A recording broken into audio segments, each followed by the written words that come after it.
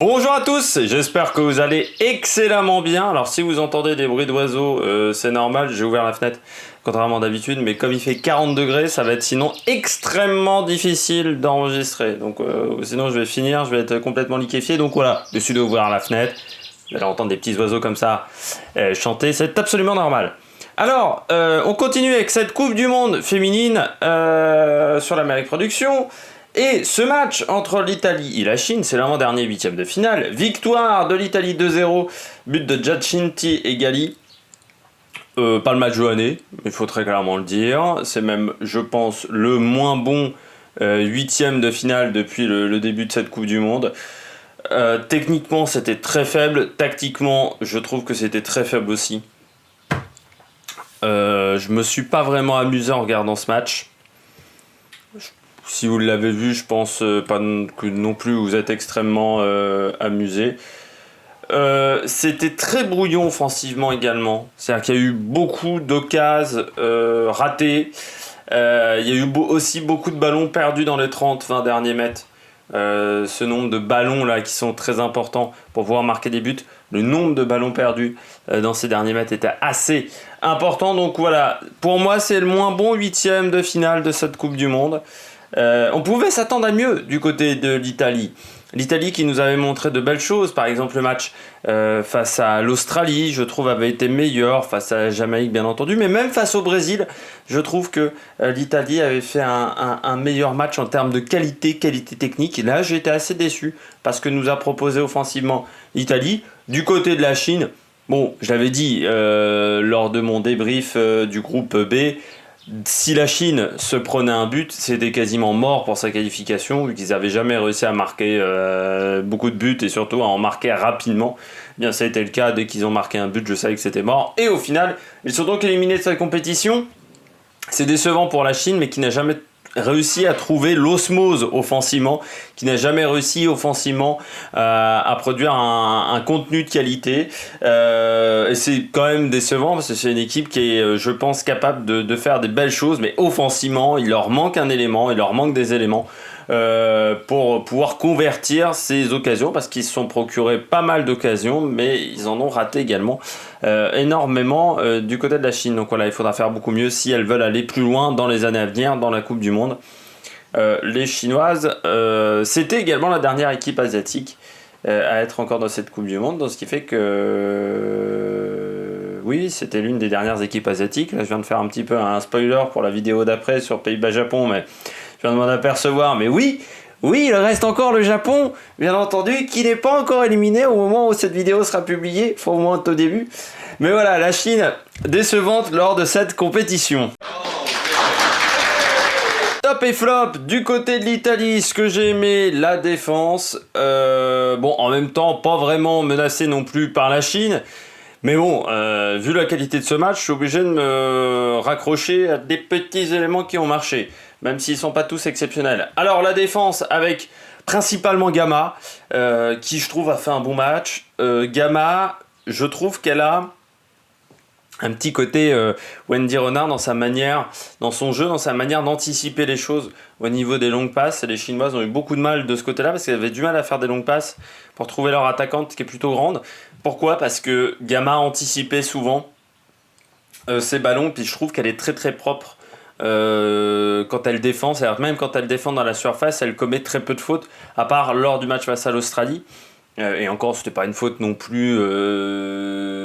Enfin, certains arbitres l'auraient laissé passer, mais elle commet très très peu de fautes, l'italienne, et elle fait pour le moment une bonne Coupe du Monde. Pour moi, c'est l'une des meilleures défenseurs de cette Coupe du Monde avec la charnière française. Pour l'instant, c'est vrai que Gamma fait, je trouve, une très belle Coupe du Monde. Le jeu en contre.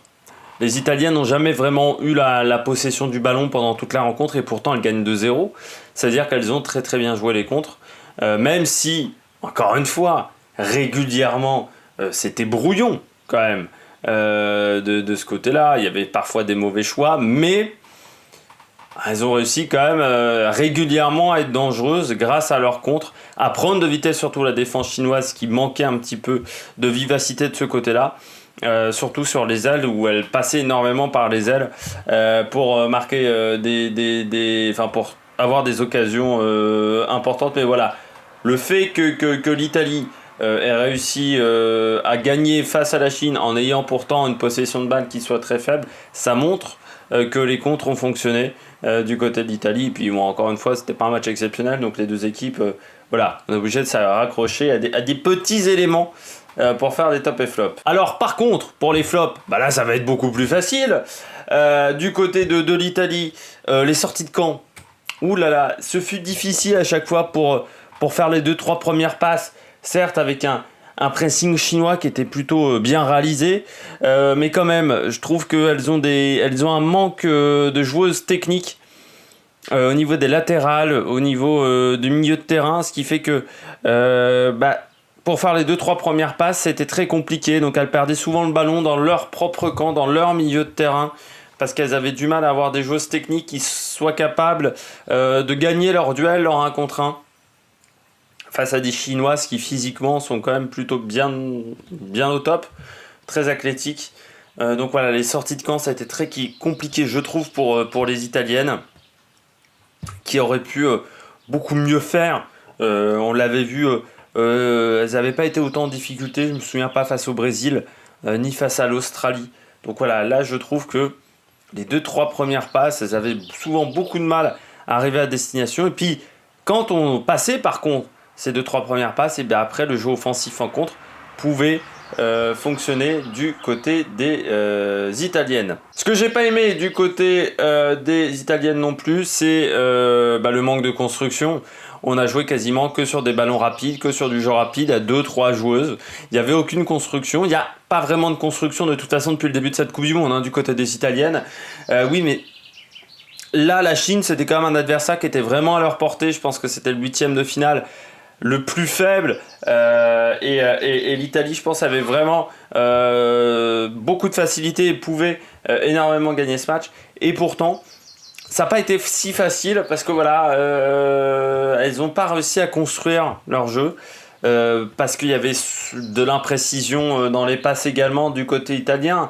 Peu de passes sont arrivées à destination au final, donc elles n'arrivaient pas à construire du jeu et souvent ça partait sur des contres où on utilisait Bonansea, on utilisait Giacinti, mais on n'arrivait pas à faire du jeu construit avec le milieu de terrain parce que je trouve que le milieu de terrain italien, c'est pas forcément le point fort de cette équipe.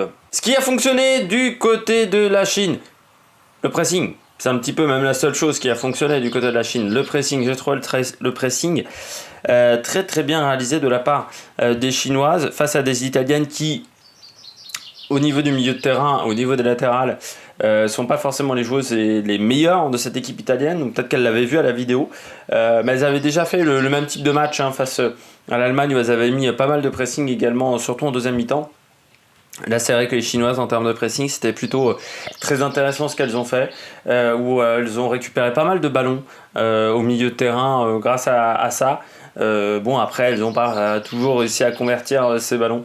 Mais voilà, le pressing, c'est quasiment la seule chose qui a fonctionné du côté de la Chine. Ce qui n'a pas fonctionné du côté de la Chine, le jeu court, qui pourtant avait été leur force. C'est souvent comme ça qu'elles mettaient en difficulté leurs adversaires, que ça soit face à l'Allemagne, que ça soit également dans le groupe B face à l'Espagne. C'est ce jeu en triangle où souvent elles mettaient leurs adversaires en difficulté en faisant un petit jeu en triangle qui avait également beaucoup de vitesse. Il y avait beaucoup de vitesse dans leur jeu. Eh bien, le jeu court n'a pas du tout fonctionné. Je pense que c'est pour ça qu'elles n'ont pas réussi à se procurer énormément d'occasions dangereuses, parce qu'elles n'ont pas réussi à mettre en défaut la défense italienne. Pourquoi ? Parce que leur jeu court ne fonctionnait pas du tout, à cause d'un manque de précision, trop de précipitation du côté des Chinoises, qui étaient un petit peu... avaient envie de tout faire extrêmement vite. Et donc c'était un peu décevant de ce côté-là, du côté des Chinoises, parce que c'est pourtant quelque chose qui avait pas mal marché, et qu'elles n'ont pas réussi à remettre en place là face à l'Italie. La défense un peu trop patentiste du côté de la Chine, elle ne monte pas assez sur le porteur de balle, et ce qui fait que Bonansea par exemple a eu beaucoup trop d'espace. On sait que Bonansea depuis le match face à l'Australie, c'est une joueuse qui est dangereuse de la part des Italiennes. On sait qu'également Giacinti, c'est une joueuse qui peut être dangereuse. Gali également, si vous regardez un petit peu la vidéo. Là, la défense était beaucoup trop attentiste. Elles attendaient vraiment que ces joueuses-là viennent. Or, quand les Italiennes commencent à prendre de la vitesse, commencent à aller dans la profondeur, eh bien là, elles sont dangereuses. Les Chinoises ne l'ont pas assez vite compris, ne l'ont pas compris même de toute la rencontre. Elles restaient très disciplinées au niveau tactique, au niveau de leur défense, mais parfois, il aurait fallu un petit peu de folie du côté de la Chine pour pouvoir contrer ces Italiennes. Et c'est un peu à cause de cet attentissement en défense qu'elles se prennent de but. Et puis on parlait de l'attaque qui au niveau du jeu court n'avait pas vraiment fonctionné. Le réalisme également n'a pas été bon du côté des Chinoises. Alors ça a été un problème récurrent sur tous les matchs de la Chine lors de cette Coupe du Monde. Les 3 matchs de phase de poule, là ce 8e de finale, ça a été vraiment récurrent sur ces 4 matchs. 19 tirs, 6 cadrés, ce qui est un peu mieux que d'habitude, mais ça fait 1 sur 3, mais surtout 6 tirs cadrés. Et 0 but. Normalement, 6 tirs cadrés, il doit y avoir un but. Donc ça montre également que les tirs cadrés souvent n'étaient pas assez puissants, manquaient énormément de puissance ou n'étaient pas très dangereux pour mettre en difficulté la gardienne italienne. Ouais, il aurait fallu être beaucoup plus productif, beaucoup plus précis.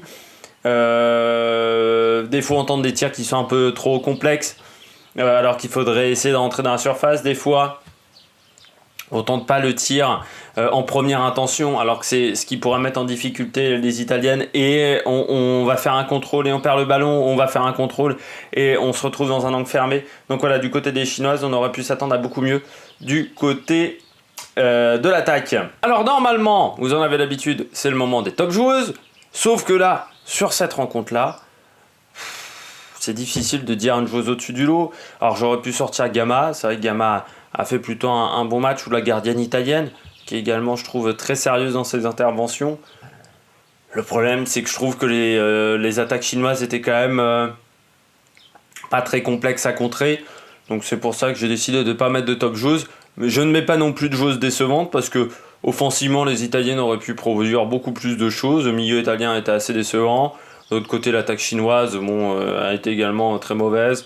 La défense chinoise. Au final, c'est un match qui est très décevant, parce que je m'étais dit, peut-être que la Chine va un petit peu se lâcher, se libérer, que l'Italie va peut-être aussi vouloir montrer que c'est une équipe assez forte, assez importante. Et au final, après ce 8e là, on comprend très rapidement que la Chine, c'est logique qu'elle soit éliminée, parce que offensivement, c'était totalement le néant.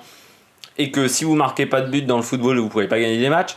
Et que l'Italie, on aurait pu s'attendre après la phase de poule à se dire, c'est peut-être une équipe qui va être vraiment la grosse surprise du tournoi, aller en demi-finale, être très dangereuse en demi-finale. Et on se dit au final, moi je me dis maintenant, l'Italie face à leurs adversaires lors du prochain match, ça va être complexe pour l'Italie de s'imposer dans cette Coupe du Monde. Donc voilà, on redescend un petit peu du piédestal. On revient sur terre en termes de réflexion. On se dit oui, en fait l'Italie c'est intéressant, mais ça peut pas battre des grosses nations. Et puis la Chine, dès qu'elles avaient un petit peu d'adversité, elles se retrouvaient en difficulté. Donc voilà un match que j'ai trouvé décevant. J'espère que vous avez aimé cette vidéo. N'hésitez pas à vous abonner à la chaîne. N'hésitez pas à mettre un pouce bleu si vous avez adoré cette vidéo, sur qui fait cette vidéo. N'hésitez pas à réagir dans les commentaires. Et nous on se retrouve pour de nouvelles aventures sur l'Amérique Production. Ciao ciao.